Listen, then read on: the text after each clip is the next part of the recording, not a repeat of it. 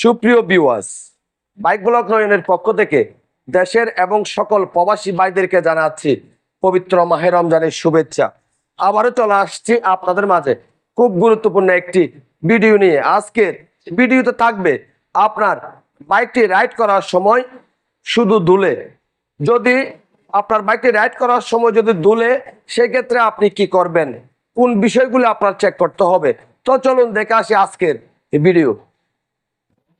আপনার বাইকটি রাইড করার সময় যদি দুলে, সেক্ষেত্রে সর্বপ্রথম আপনার বাইকের বল লেসার চেক করবেন। আপনার বাইকের বল লেসার যখন অতিরিক্ত টাইট থাকবে, অতিরিক্ত লুজ থাকবে এবং বল লেসার যদি নষ্ট হয়ে যায়, সেক্ষেত্রে আপনি বাইকটি রাইড করার সময় ডানে বামে এরকম দুলবে।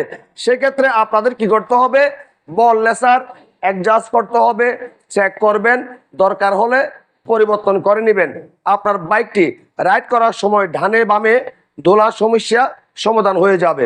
তারপর আপনাদের যে বিষয়টি দেখতে হবে সেটা হচ্ছে আপনার বাইকের চাকার বিয়ারিং। দুইটি চাকার বিয়ারিং অবশ্যই আপনার চেক করতে হবে। যদি আপনার বাইকের চাকার বিয়ারিং যদি ক্ষয় হয়ে যায় বা দুর্বল হয়ে যায়, সেক্ষেত্রেও আপনি বাইকটি রাইড করার সময় দুলবে।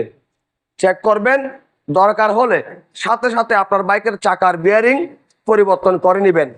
তারপর যে বিষয়টি আপনাদের দেখতে হবে সেটি হচ্ছে আপনার বাইকের সাসপেনশন। আপনার বাইকের সাসপেনশন যখন নষ্ট হয়ে যাবে, তখনই আপনার বাইকটি রাইড করার সময় ডানে বামে দুলবে এবং বাইকটি রাইড করার সময় দেখা যাচ্ছে আপনি ব্রেক করতেছেন, মনে হচ্ছে আপনি বাইকটা নিয়ে একদিকে পড়ে যাচ্ছেন। যদি আপনার বাইকের সাসপেনশন দুর্বল থাকে, চেক করবেন, দরকার হলে সাথে সাথে পরিবর্তন করে নেবেন। বাইকের সাসপেনশন যদি দুর্বল থাকে, সেক্ষেত্রে আপনার মাজায় ব্যথা করবে এবং আপনি বাইক নিয়ে দুর্ঘটনাও ঘটাতে পারেন।